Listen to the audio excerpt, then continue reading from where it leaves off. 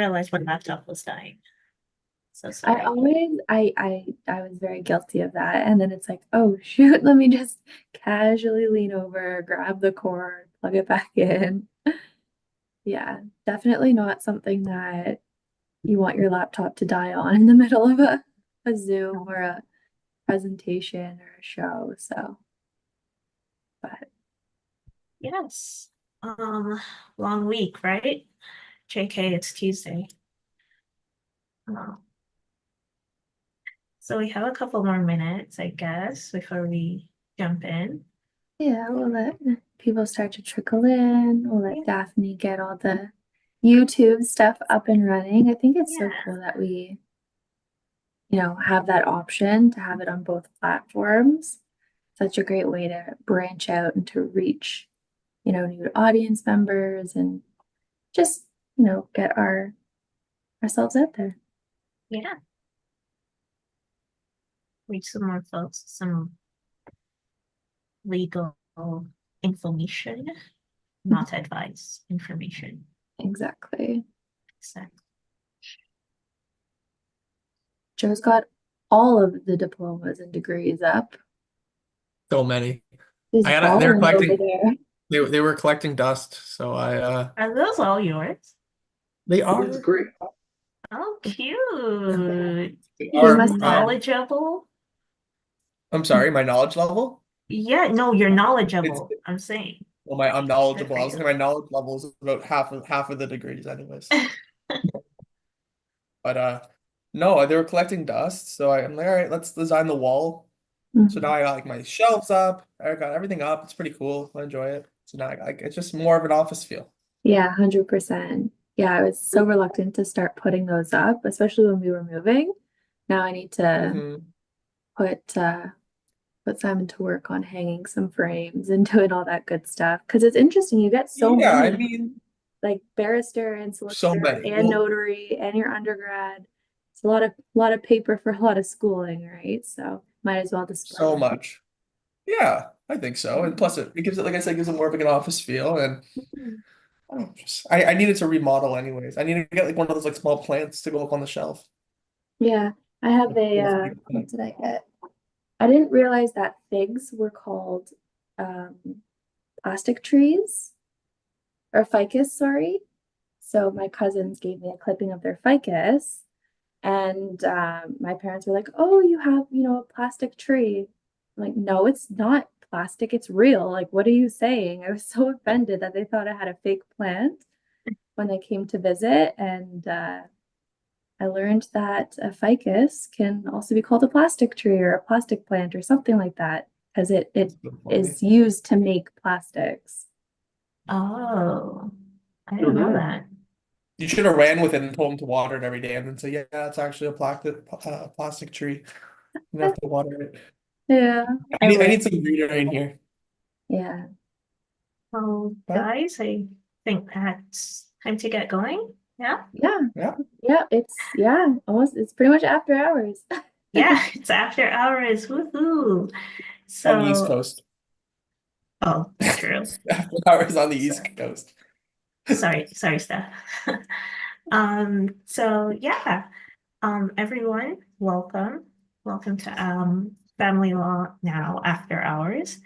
Today's topic is alternate dispute resolution, ADR, in family law.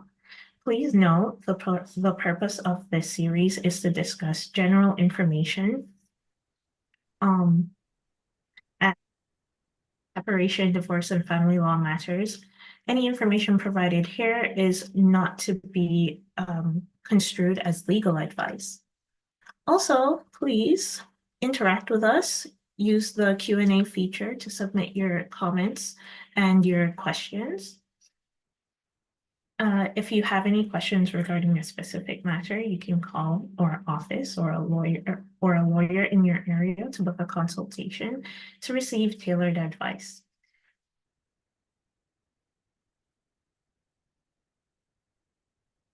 Sharing how you can schedule a 20-minute free operative word 20-minute meeting with one of our lawyers. So yeah, that's the first part of the spiel done. Moving on to intros. So I'm Jodeen. Hi, everyone. I'm an articling student here at Russell Alexander Collaborative Family Lawyers. And I will be heading the discussion today with this amazing group of panelists here who will share their insight and experience about ADR. So once again, thank you so much for joining us. Family law disputes can be like super challenging, but ADR offers families a way to resolve those conflicts. So we're gonna dive into that a bit more. So let's start with our intros. So I already introduced myself. We'll start with Sonia. Sonia Richelli is here with us today with nearly 9 years of experience in family law, including 2 years as a family law clerk at Russell Alexander. Sonia brings a wealth of experience to her role. She specializes in various aspects of family law, such as case research, document preparation, court proceedings, client relations. I had the opportunity to shadow Sonia once, and it was exciting a couple times actually. She's great. Recently licensed to practice law in Ontario, Sonia now serves as an associate lawyer here at the firm. She aims to leverage her legal knowledge to provide exceptional support to clients. She's known for her upbeat and optimistic demeanor. Sonia prioritizes building positive and trustworthy relationships with her clients to alleviate the stress associated with domestic issues. Here, here. Very true. Now we'll move on to Joseph. Hey, Joseph. Joseph is a compassionate family lawyer driven by a deep desire to support families through challenging times. With a background in commerce, all those degrees that we were talking about earlier, he brings strong negotiation, analytical, critical thinking skills to his practice.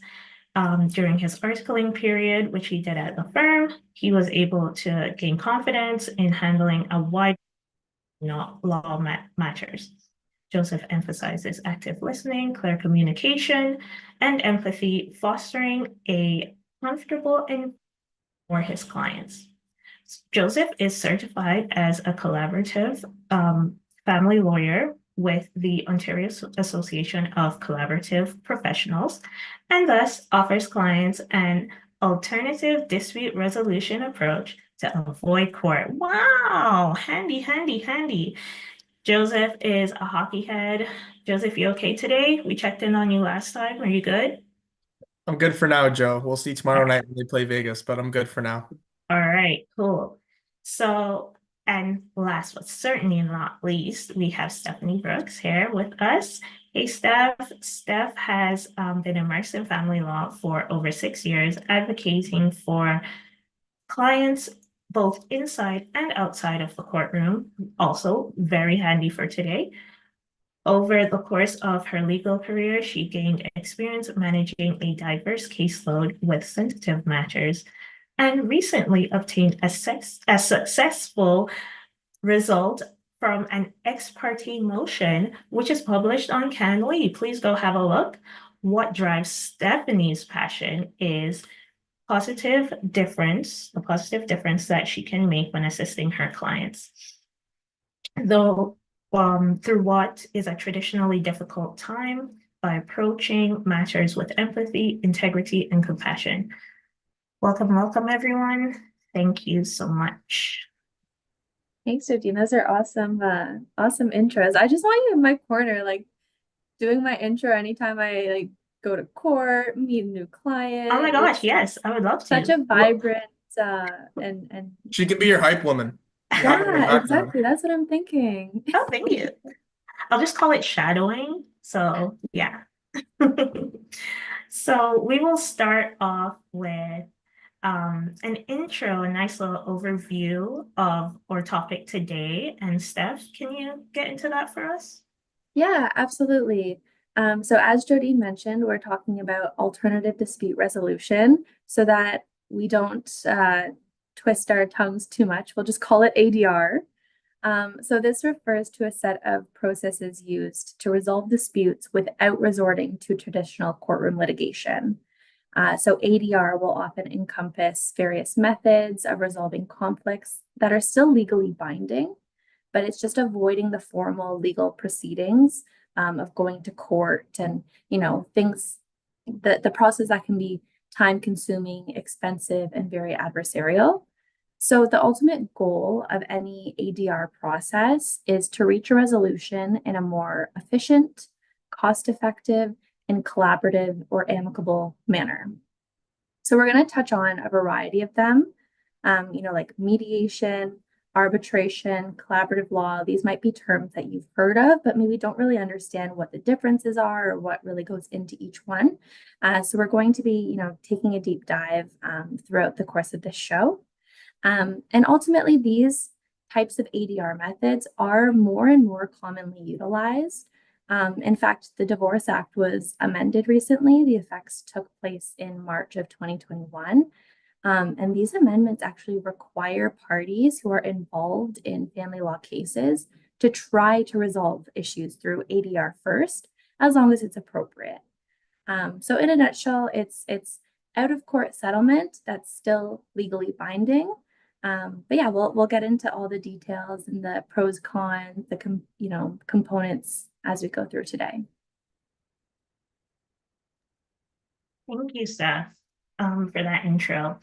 So, as Steph mentioned, we're gonna dive into some more details about those various ADR methods.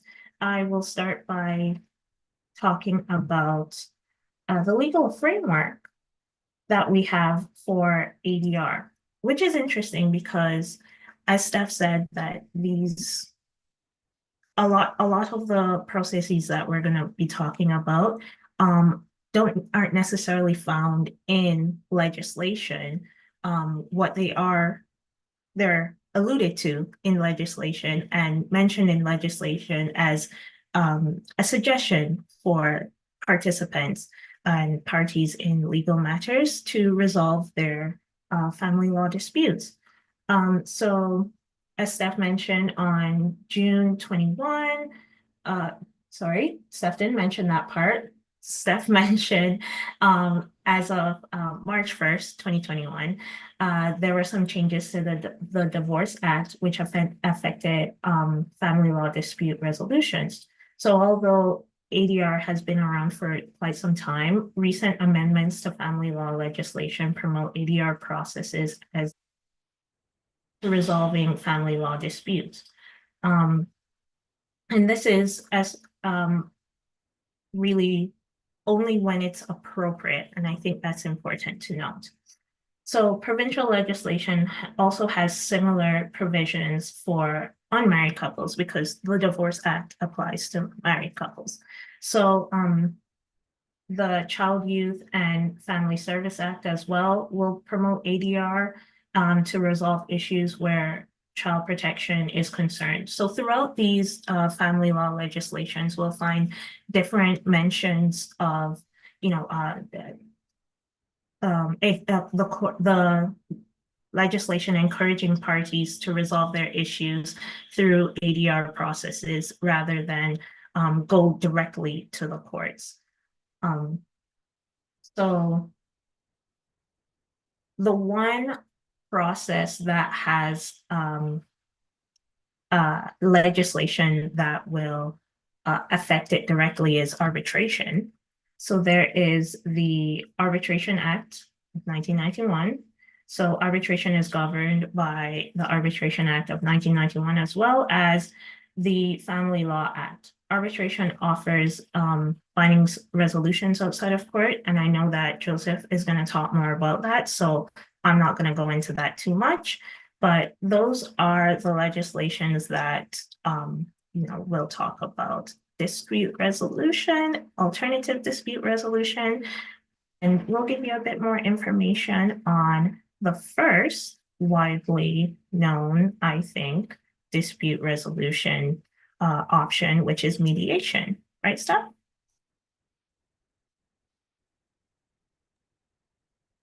Sorry, am I doing mediation or a CP? So sorry. It's okay. I can speak to mediation. Cool, cool, So cool. Thank you. no problem. So as Joe sort of introduced, mediation is sort of first and foremost one of the major forms of alternative dispute resolution and commonly the most widely known.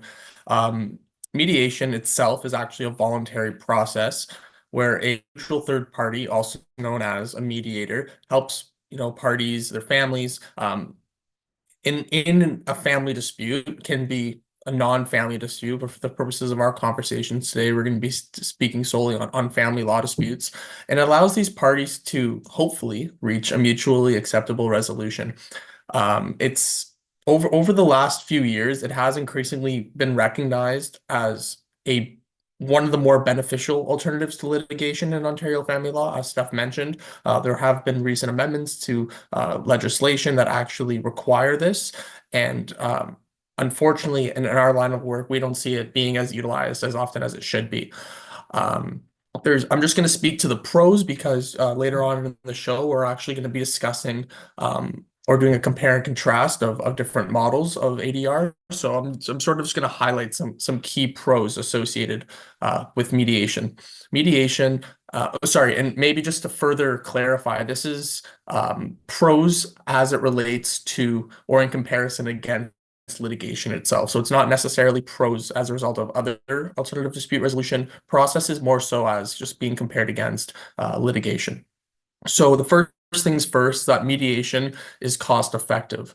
It involves fewer legal procedures, shorter time commitments, and that in and itself leads to significant cost savings. And by avoiding prolonged court appearances and hearings, both parties can actually save on lawyer fees and court filing fees, and this is especially beneficial too if both parties actually have not retained their own counsel. It saves even the time commitment as well by having to draft materials. Sort of going into the time component and the time saving component, mediation can more often than not be scheduled at the convenience of both parties. And that allows the parties to avoid the delays that are often caused by overloaded court schedules. It's been a big issue since COVID. I know COVID seems like it's been over for a few years, but it hasn't been over for the courts. They're still trying to get over that hump. There's still a huge backlog. So mediation allows the convenience of both parties to schedule something earlier than what would have been provided to by the court. And, with that being said, family disputes can take years in court. And rather than if it was done in mediation, it can often be done or resolved in a few sessions. So that's a real key distinction. Mediation offers flexibility. Mediation allows parties to address specific issues and allows them the ability to customize solutions to meet their family's unique needs. Because we know every family is unique, not all families are the same, and everyone needs specific tailored, in terms of family law, they need specific tailored advice from their lawyers, but the solutions themselves need to be specifically tailored. And whether that relates to parenting schedules, how assets are divided, maybe with respects to retroactive support arrangements, whether that is money being put into an RESP for the child as opposed to direct payments. There's so many unique and customizable solutions that can be afforded in mediation that are not necessarily available if parties were to go to litigation. And that's going on to say, unlike court, judges have to follow strict legal frameworks. Mediation actually enables parties, like I said, to consider creative and practical solutions outside of the traditional legal framework. That sort of moves on to my next pro, the idea of control. And as we all know, when we're in court, the judge is the one who makes the final decision. And more often than not, it's a decision that doesn't satisfy either party. Mediation actually puts the decision-making power in the hands of the parties, right? And this autonomy itself often results in higher satisfaction, and greater adherence to the actual agreement reach, which is great to see. It also has this way of preserving the relationship, not just between the parties, but as well with the children, if there are children involved. Mediation is able to emphasize communication, collaboration, excuse me, all the good things that come from, speaking one-on-one to individuals with a third party and coming to terms. It reduces hostility and it actually, fosters a cooperative environment. And this is really beneficial, especially for parents who are in a position that they need a co-parent after this dispute. And it actually, more often than not, lays the groundwork for effective communication and more often than not, shared decision making going forward. What's really good about mediation as well is the idea of confidentiality. Court proceedings are public. Anyone can come into the courtroom at any time, sit down, and have a listen to your matter being heard. When your matter is reported on through a decision, that has become public. That anyone can view those decisions, right? Mediation is a private process. There are what's called open and closed mediation, but that doesn't actually relate to the publicity aspect of it. It's more so just as what is discussed in the mediation as opposed to what you can bring to evidence in court if the matter does, transfer or evolve to the need of court. But in and of itself, discussions that are held during mediation are confidential. They're not publicized online, and they cannot be disclosed in court, obviously, if it's a closed mediation. But that allows, open and honest communication as well. And what's really good about mediation itself is that it focuses on interests. It doesn't focus on positions. This is something that Steph's probably going to speak about when she discusses collaborative law. So I'm not going to go too much into it, but it deals with the interests of both parties rather than their positions. And there's also the idea of legal enforceability. So the agreements themselves that are reached during mediation are not themselves binding. However, they can be formalized into binding contracts, such as a separation agreement, or they can be incorporated into a court order. And this actually allows the mediated solutions that are determined or come together between the two parties to actually have the same legal force as if it was determined through litigation. And as always, what's really good about mediation is that more often than not, it's focused with a child-centered approach. And mediators, whether you have a child-focused mediation or even mediators in general, they often encourage parents to prioritize, as always, the best interest of the child. And that leads to more focused parenting plans and support arrangements. So those are the pros I have for mediation. There's a lot of them. I mean, like Steph and Jodeen said, mediation isn't always recommended as the next course of action. It's definitely fact specific, as is everything we do in our profession. But if your case does, fit the requirements of actually being involved in mediation and resolving a matter through that process, there's so many pros as opposed to going to court and doing it through litigation. Yeah, that's so true. And thank you for also explaining about enforceability, because it's important to understand that even though you may come out of a mediation with some kind of draft agreement, it needs to be formalized in order for it to be enforceable. So Steph, sorry, I jumped the gun earlier. You're up now. That's Can you okay. please tell us a bit more about collaborative family practice? It's so Absolutely. important to what we do here. So, Well, it's in our name. I can see why Jodeen was just like gunning for talking about collaborative. We are collaborative family lawyers, but yeah, it's collaborative process is a bit more new. I find in the ADR world, it is a really innovative and alternative approach when keeping in mind settlement and staying out of court. So similar to mediation, it does focus on cooperation, communication, and problem solving in a way that helps preserve relationships and minimizes the emotional and financial costs that are, typically associated with litigation. So in collaborative process, though, both spouses or parties and their lawyers agree to work together with the assistance of other neutral professionals to find solutions without resorting to a courtroom battle. So the parties in collaborative, you are committing to the process to resolve their issues in a respectful and cooperative manner There's communication guidelines, there's, different aspects that both parties are going to agree to when entering into this process and entering into what's called a collaborative participation agreement.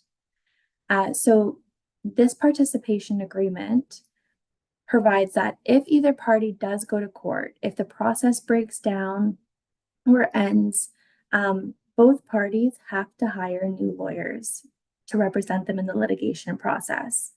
So the reasoning behind this sort of auto termination of your lawyer's services if collaborative process ends, it's really to ensure both parties are going to commit to the process and they're not going to threaten court if they're not getting their way or traction stops moving, because both parties have a lot to lose if they make it 50%, 70%, whatever percentage of the way through your process. You've spent a lot of time and energy and emotional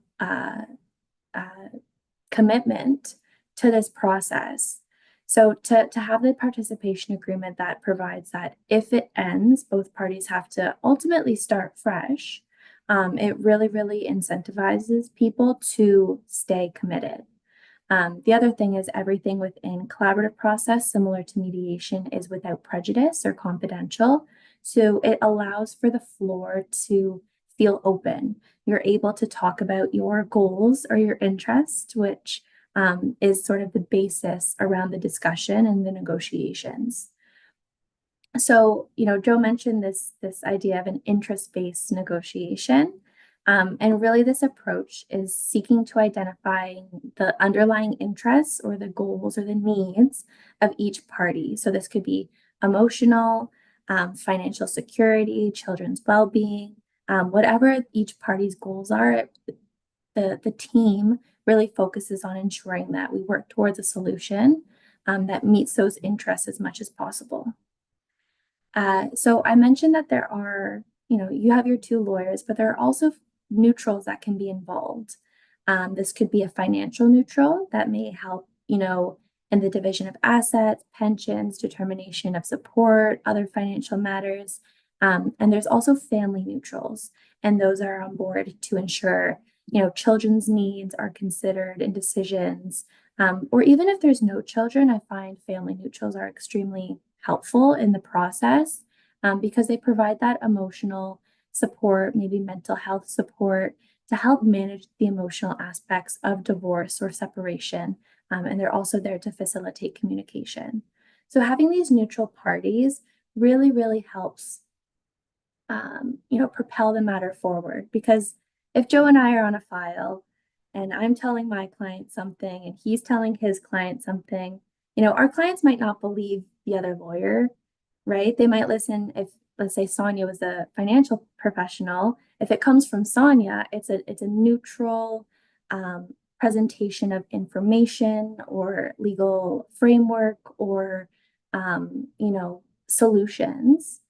And then, the two lawyers are there to help guide our clients, on what their rights are, their entitlements, what this means, what the law tells you. So it really is more of a team setting. And it typically alleviates that sort of, well, I don't believe what your lawyer is saying. I don't believe what your lawyer is saying. It just helps present information in a very neutral setting. So like mediation, collaborative family practice is confidential. So it really promotes this safe environment for open communication where both parties feel comfortable to share their concerns and their ideas. And the privacy, obviously, just like mediation, helps reduce the fear of airing your grievances in public and everything being public knowledge.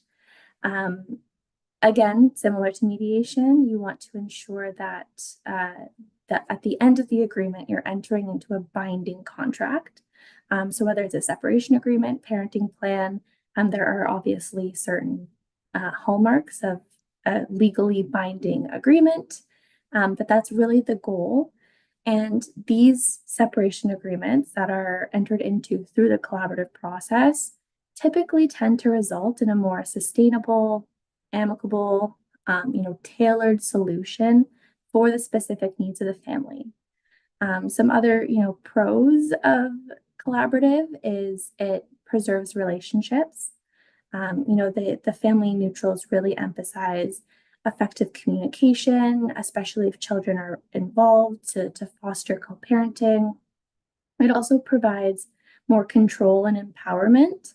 It's the parties that are making this decision with the help and the support of a full team.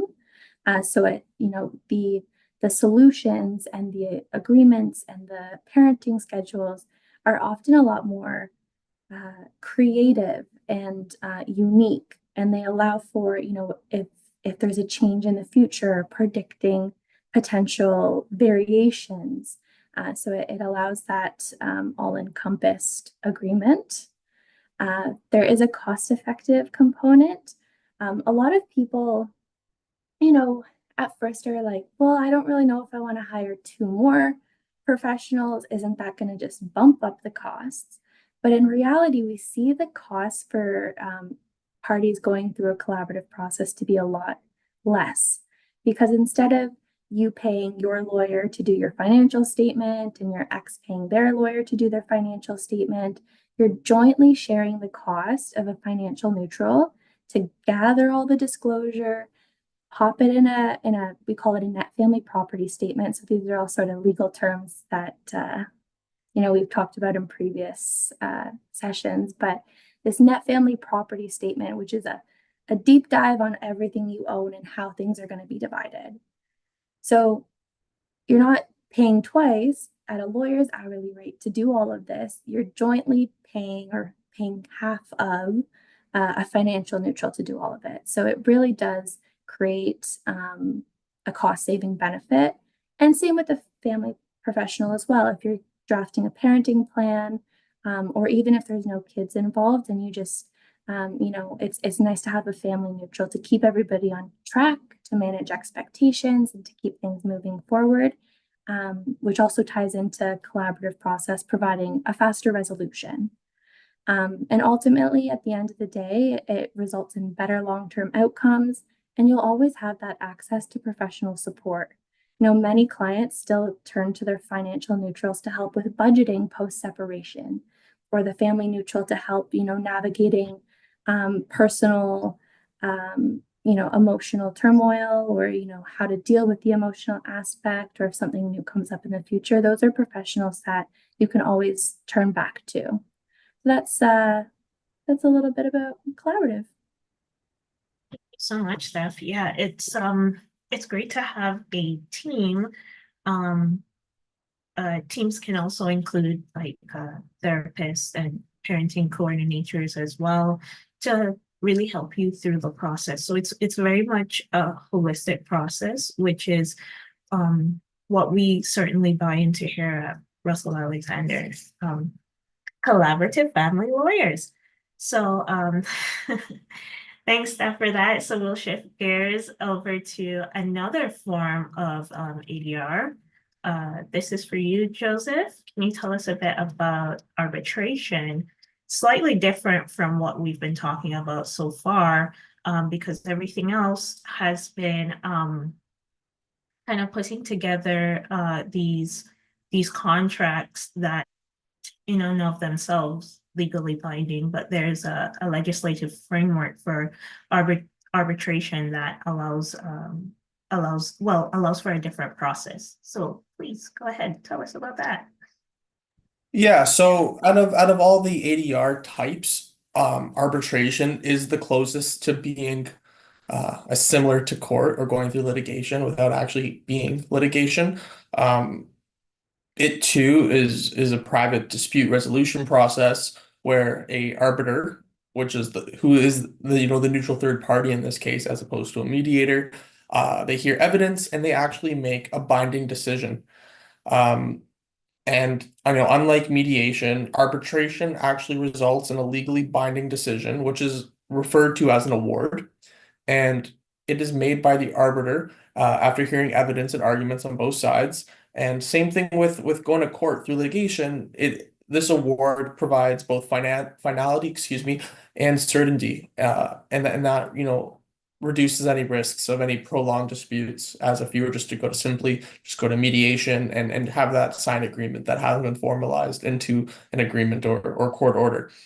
What's really good about arbitration is that it once again is typically faster than traditional court proceedings. Again, which are often delayed by backlog dockets that we've seen, especially through COVID, and it allows parties to resolve their disputes more often than not on an agreed upon schedule, thus minimizing disruptions to their lives. So it's very similar to mediation in that sense, as well as being similar to mediation and collaborative law that Steph mentioned.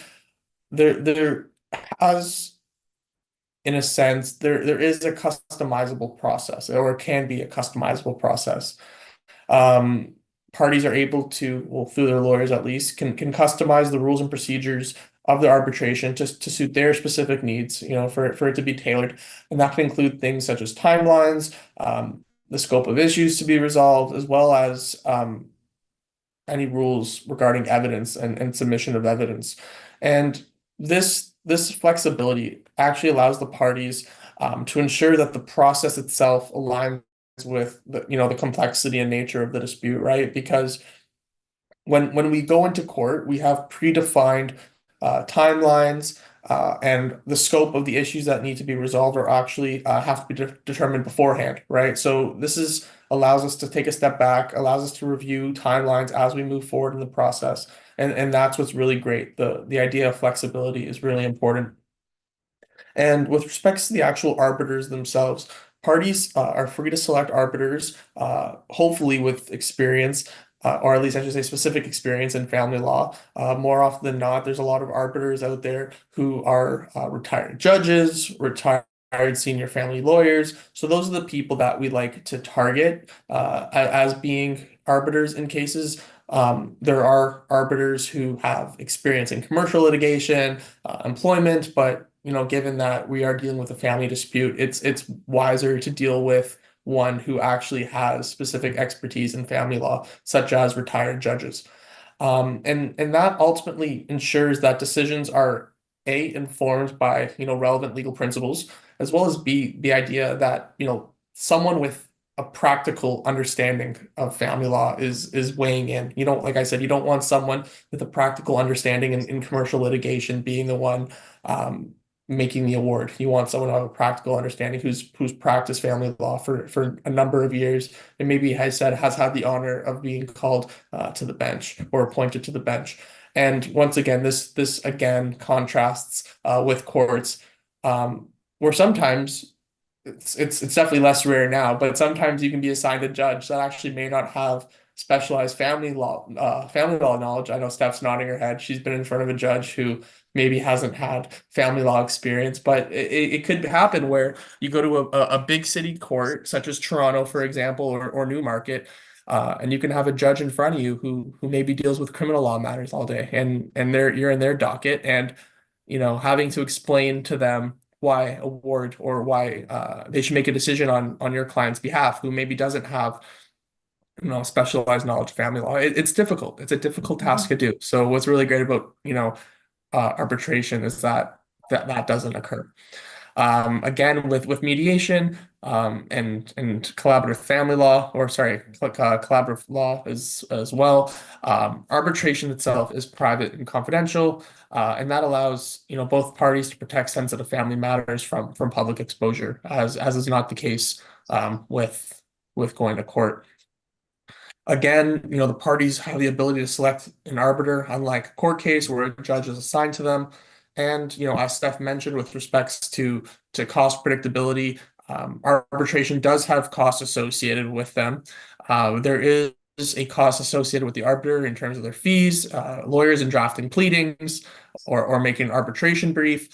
However, it more often than not is less expensive than going through the court litigation process. And the efficiency of arbitration, even like just by itself, reduces costs associated with multiple court appearances, drawn out trials, redrafting of financial statements every time we have to go to court. So there is a cost reduction going to or shifting towards arbitration.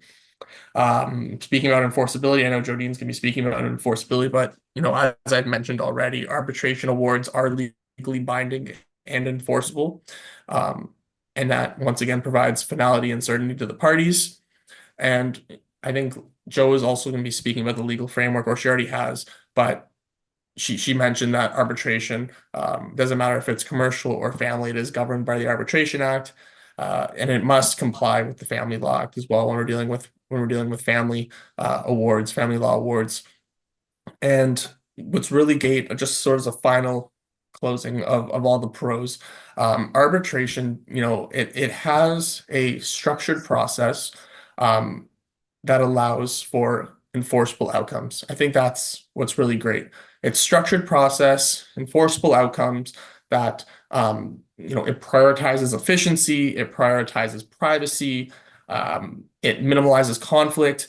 It's definitely an increasingly popular mechanism for ADR, and it gives the results that you would likely get, or maybe even a better result that you would get aside from going to court, plus all of the pros I've spoken about today.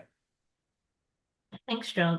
That's so true. And another process that we're not going to talk about today is like med-arb, which is mediation arbitration, where you can start with mediation and then transition into arbitration, or you can decide like these are specific issues that we would like to take to arbitration, and this is what we're gonna, do address in mediation. So, yeah, thanks for that, Joe. That was really comprehensive. And in terms of enforceability, yes, the arbitration awards are enforceable under the Family Law Act and the Arbitration Act, as we mentioned earlier.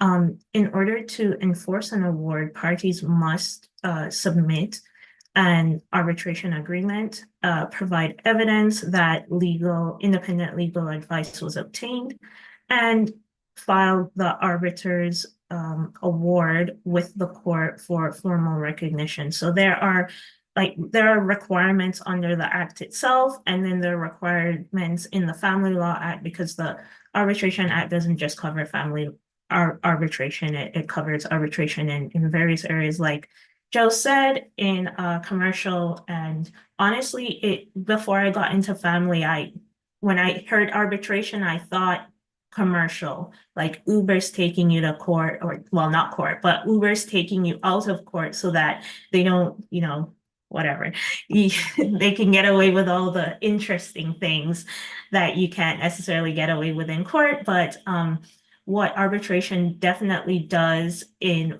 a family law context is allow the parties to have more control over the procedure, and hopefully will allow enough flexibility and efficiency to allow them to wrap up a bit faster than they might in court. So I will now go into some well, thank you both for that, for talking about mediation, collaborative practice, and arbitration. So I'll go into some scenarios or situations that some of those our ADR processes might be more appropriate for. So I'll start with mediation. So Joe gave us a great rundown on mediation. Thank you, Joe. It's appropriate when parties are willing to cooperate and engage in good faith negotiations and discussions. It's also appropriate where there are no significant power imbalances or safety concerns, such as domestic or family violence. It's also flexible and good for if privacy is a priority. It allows for creativity and interest-based solutions and child-focused solutions as well. Parties are able to retain control over the outcome and instead of having like a judge necessarily decide it for them. So it is inappropriate for reasons such as like when there is a history of domestic violence, coercion, or abuse, significant power imbalances, because all of this will make negotiations kind of impossible, really, if we have that kind of imbalance. If one or both of the parties refuse to engage constructively, then I mean, the whole point of mediation is kind of out the window at that point. So you don't really want to go into mediation where those situations are live. It won't be productive. It won't be useful. It will be a waste. So like an example of where you could use mediation is if parents are negotiating a child custody,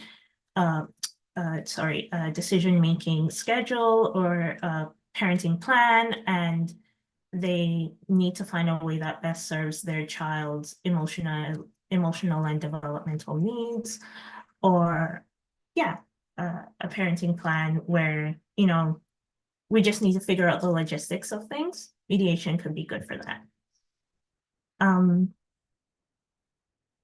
Arbitration, which is a binding resolution, as Joe mentioned, would be good for, I mentioned earlier, if you really want to just specify one kind of legal issue that you would like to arbitrate versus, you know, keep it in mediation, because maybe you're just not getting anywhere in mediation and you're at a loggerhead and you need a neutral party to come in to make something binding instead of having those discussions. You can find that arbitration can really help with that a lot more. And so it's appropriate when privacy is paramount, as we mentioned earlier, because you can avoid the public nature of litigation, and you have more control over the procedural aspects such as timeline and evidence exchange. Joe mentioned all of this as well. And then hopefully, fingers crossed, you can find an arbitrator with family law experience that can effectively address the technical disputes within you know, your matter. And the limitations of arbitration might not be so ideal if there is a power imbalance, because one party could bring all their might to an arbitration and you won't necessarily have the luxury of having the court look out for your best interests in the same way that you would in a litigation. So just be mindful of that, knowing that you must come in with good independent legal advice, and yeah, just make sure that you are well informed about the arbitration process, because it's very different from the other types of ADR that we were talking about earlier.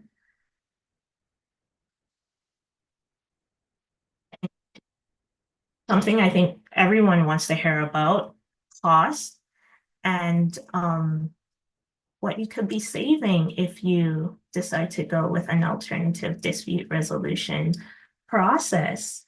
Right, Sonia? Thanks, Jodeen. Yeah, I'll take this one. And then Steph, maybe if you want to chime into the training qualifications.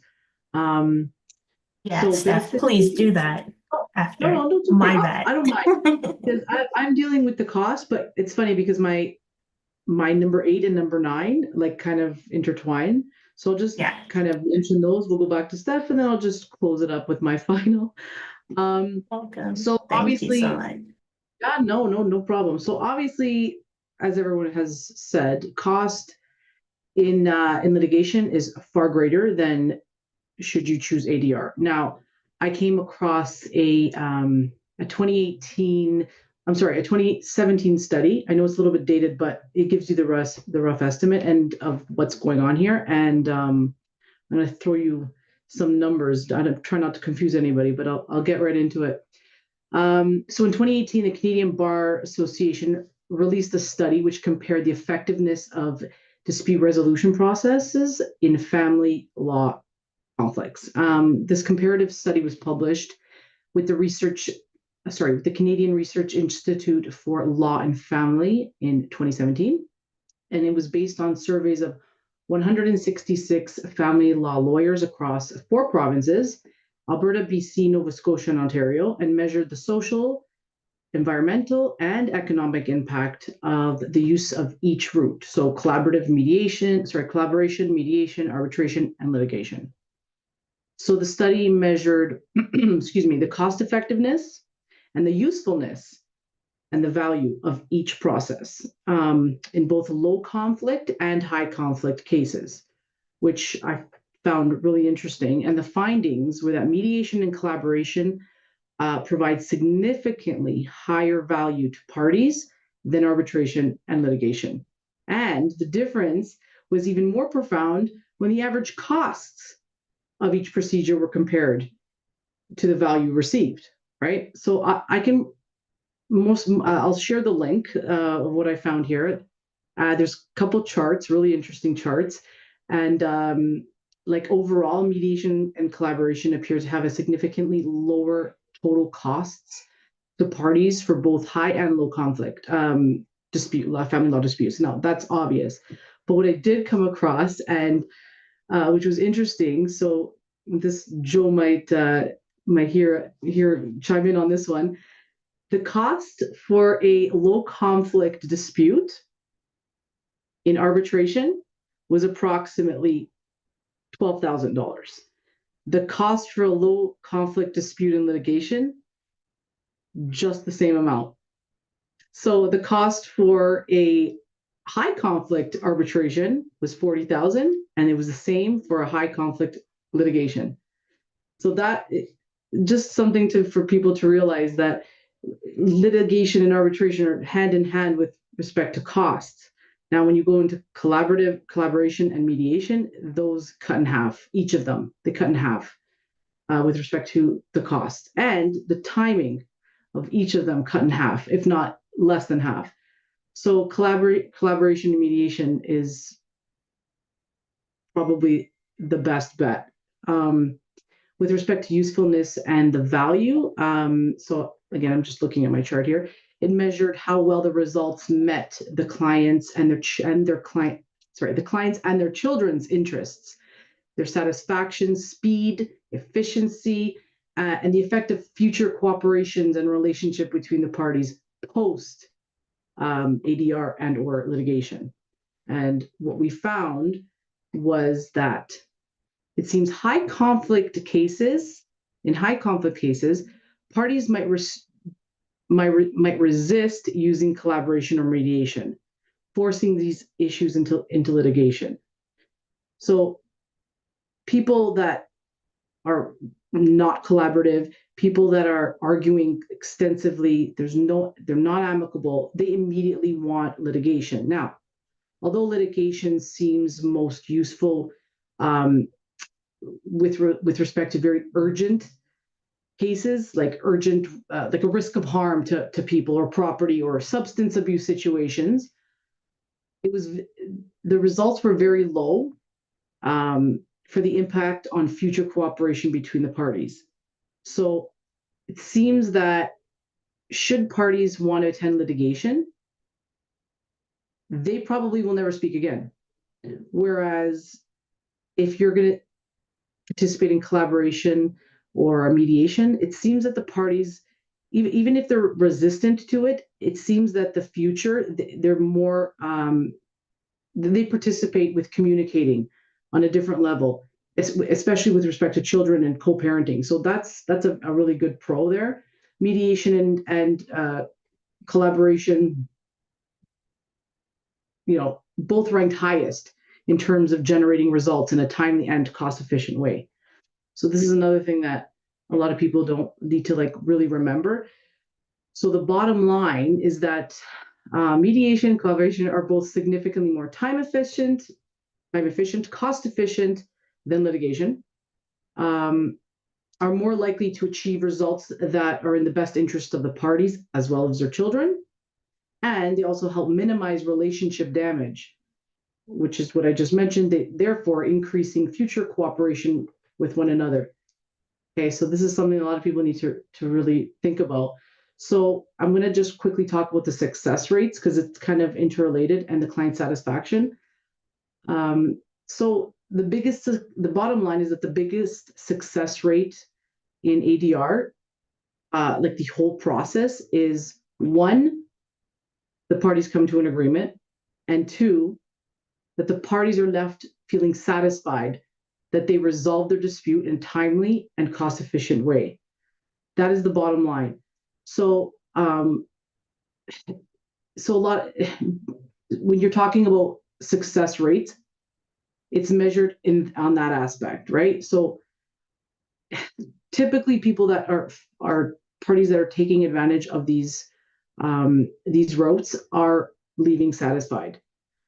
Parties who resolve their disputes through ADR are generally more satisfied because they are direct participants in working with their own settlement. They're not leaving it in the hands of a court or a decision of a judge and then getting a court order and then having to follow that court order. Okay, when appropriate, the settlement processes are available, and many disputes can be resolved more efficiently and with greater client satisfaction to all parties. So, again, bottom line, mediation and collaboration are what we're aiming for. And we're going to jump back to Steph, if that's okay, with training qualifications. Yeah, 100%. And it does really make sense if you think about it, like from a outsider's perspective. Collaboration, mediation, the parties are agreeing. At the end of the day, they need to agree. That's how you get a settlement agreement. You have to contract into it. So you're a voluntary, willing participant to this new solution. Yes, arbitration has perks as opposed to litigation, but in both of those aspects, it's somebody else deciding for you. So it's interesting to see how much of a cost effective and overall satisfaction.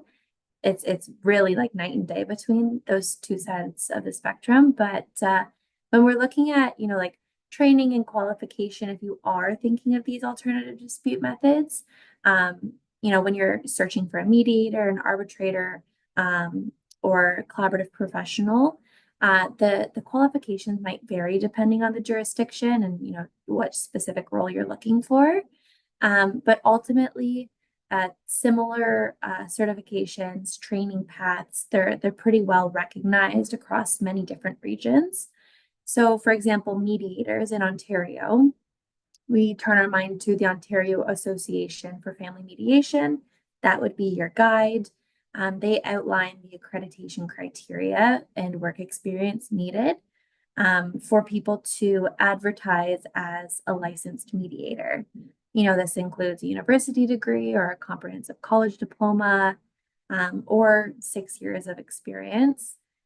Mediators in Ontario have to complete 5 required courses: fundamentals of family mediation training, advanced mediation training, domestic violence training, family law training, and family relations training. So that sort of ties back into what Jodeen mentioned about like screening for domestic violence, things like that. Mediators do need training in that, as well as training in family law. Like Joseph mentioned, we prefer to use mediators that have more extensive family law background, whether they're, like Joe mentioned, retired judges, or senior counsel that are kind of winding down their practice. If you have a mediator that is well-versed in family law and the legal implications, rights and responsibilities, it can typically just make the process a little bit more fluid, especially when dealing with a family law dispute. Other things that mediators have to bear in mind is they have to adhere to the Code of Professional Conduct. So it outlines, the concept of neutrality, You can't provide independent legal advice as a mediator. That's what the lawyers are for. So all these different rules and guidelines that they need to follow. And as a lawyer or as a party participating in mediation, it is useful to know what those kind of guidelines are or to look into them. So if you feel that it's not really being neutral anymore, or you have concerns, you can reference those, the Code of Professional Conduct and the guidelines they have to follow. And then there's obviously the less flashy elements about, membership requirements, insurance, practical experience. And to enter mediation, you also have to, just like when you retain a lawyer, you have to enter an agreement or a contract to use that mediator service. Always, always, always recommended to go through the mediator contract or the mediation contract with your lawyer, because it will outline if it's closed or open, if it's without prejudice or not, all of the things that are going to kind of guide the process. So make sure to be mindful of that. For arbitration, because we're looking at a binding decision, all arbitrators must complete training that's approved by the Attorney General. So any arbitration awards that are made by an arbitrator who has not completed those requirements are not enforceable by the court. So make sure before you engage the services of an arbitrator, you do your due diligence. You ensure that they have the appropriate training, accreditation. The Attorney General requires things like screening for domestic violence and power imbalances, Ontario family law training if you're not already a part of the Ontario Bar or another Canadian Bar Association, along with ongoing training. So as you continue to be an arbitrator, you have to have continued professional development. Law changes, just like lawyers have these continued requirements. It's the same thing for arbitrators. So you must have 10 hours of ongoing training over the course of any 2-year period. And for collaborative professionals, because we were talking about, you have lawyers, you have family neutrals, and you have financial neutrals, they all have different requirements. We look at the Ontario Association of Collaborative Professionals when we're looking at what those different requirements are. For example, lawyers, we have to be in good standing with the Law Society of Ontario. We must have completed 40 hours of collaborative practice training, and we must have proper insurance. Financial professionals, similar, have to be a member in good standing of a recognized financial regulatory body. And you also must have certain designations. You don't necessarily have to have them all, but some might be, a CPA, have business valuator credentials. All financial professionals have to also have completed 40 hours of collaborative practice training, 16 hours of basic training in the fundamentals of family law. And they also must be competent in using DivorceMate software, and again, proper insurance. So they really want to ensure that the financial component or the financial neutrals are still well-versed in family law. And same thing with family professionals. Have to have a license and a member in good standing, 40 hours of collaborative training, 16 hours of basic fundamental family law training, and proper insurance. So that's kind of the things to look out for when you're engaging these professionals, to ensure they are valid, they are licensed, they are accredited, so that the process that you enter into is smooth sailing and enforceable. Thank you so much, Steph. Yeah, so sorry Joe had to step out, but you still have us lovely ladies with you. So I think we'll move on to Sonia now. Sorry, Steph, about earlier. I'm not trying to skip over you today. I'm not sure what's happening there. Anyway, Sonia, please tell us a bit more about the trends in ADR. I think you alluded to some of them earlier. So yeah, please. Yeah, so ADR practices for resolving family disputes are continually evolving in response to societal changes and the shifts in the legal and cultural norms just in general, right? So increased public awareness and access is first and foremost. So there is just generally wider access to ADR. It's more widely recognized as a cost-efficient, cost-effective way to resolve family law disputes. There will be likely more of a push towards public awareness. There are more push towards public awareness campaigns going on, and resources to make these services more accessible, even to low cost or pro bono options for low income families. The support for self-represented litigants is another key.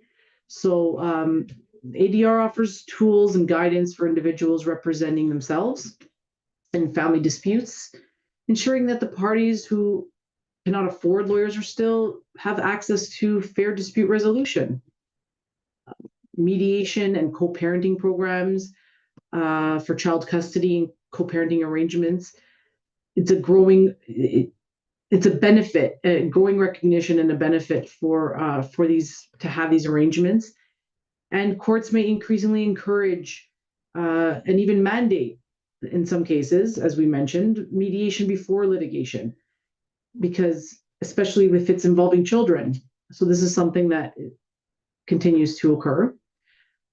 So another thing that we just have to emphasize is that collaborative family models is expanding. So collaborative law focuses on both parties working with working as a team, as a team of professionals. So you have your lawyers, you have your financial experts, you have your mental health professionals, etc., to resolve disputes without going to court, as we mentioned. Now, this approach promotes mutual respect and constructive problem solving. It becomes more popular in family disputes, particularly in divorce and custody cases. And Russell Alexander Collaborative Family Lawyers, we offer collaboratively trained lawyers to assist those facing family law disputes and focusing on efficiency, cooperation, and cost effectiveness. So our collaboratively trained lawyers empowers couples to settle their own legal matters amicably through constructive negotiations so that everyone can avoid court. Thank you so much, Sonia, for that. And thank you, Steph and Joe as well. To wrap up our discussion, where we've only really touched the tip of the iceberg with ADR. There's still so much more. As you know, I alluded to briefly earlier, there's mediation, arbitration. So this is just an intro. And thank you all so much for your input and for participating. Thank you for tuning into Family Law Now. Following this session, there will be a brief survey which will appear, allowing you to share your comments and suggestions for future topics you'd like us to discover, explore. Sorry. Your feedback is greatly appreciated. So please look now to take advantage of the opportunity for a complimentary consultation with one of our lawyers. You can contact our intake team at intake@russellalexander.com and provide the code Sonia to schedule your appointments. Registration is now open for the next event, which is Bankruptcy and Divorce Till Debt Do Us Part, November 26th. Please go to russellalexander.com, Family Now, to register. And thank you so much again to the panelists for sharing your insight today. Thank you so much for tuning in to Family Law Now. After hours, we will catch you next time. Yeah. Awesome. Thanks so much, Jodeen. Bye, Sonia. And I'll text Joe and tell him good job. Yeah. I'll text him too. Okay. Bye.